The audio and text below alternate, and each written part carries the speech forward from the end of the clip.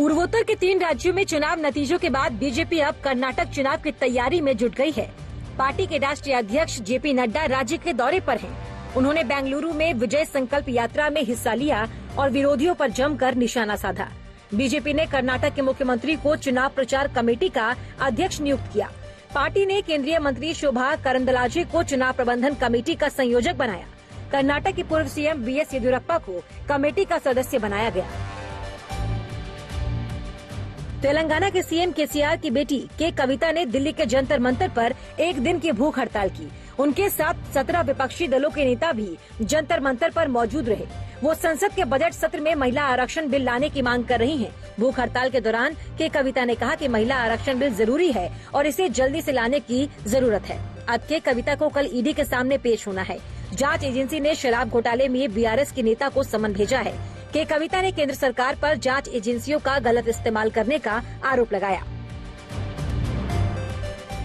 नौकरी के बदले जमीन मामले में ईडी ने लालू यादव के करीबियों के दिल्ली, मुंबई, नोएडा और पटना में करीब 15 जगहों पर छापेमारी की। पटना में आरजेडी के पूर्व विधायक अबू दोजाना के घर पर भी ईडी की टीम पहुंची। पूर्व एमएलए अबू दोजाना लालू के करीबी हैं और पेशे से बिल्डर हैं। कहा जाता है कि पटना के सगुना मोड़ पर बन रहे बिहार के सबसे बड़े मॉल का काम भी इन्हीं के देखरेख में चल रहा था। गाजियाबाद में लालू यादव के समधी जितेंद्र यादव के घर भी ईडी ने छापेमारी की।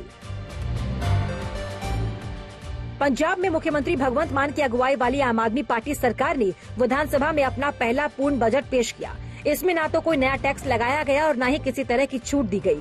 सरकार का सबसे ज्यादा फोकस एजुकेशन और हेल्थ सेक्टर पर रहा। स्कूलों में पहली बार स्ट्रीट मैनेजर लगाने का ऐलान किया गया, जो वहां का रूटीन कामकाज देखेंगी। बजट में पंजाब की बॉर्डर बेल्ट के लिए पहली बार 40 करोड़ रुपए का ऐलान किया गया। राजस्थान में सरकार और विपक्ष के बीच सियासी कोहराम जारी है।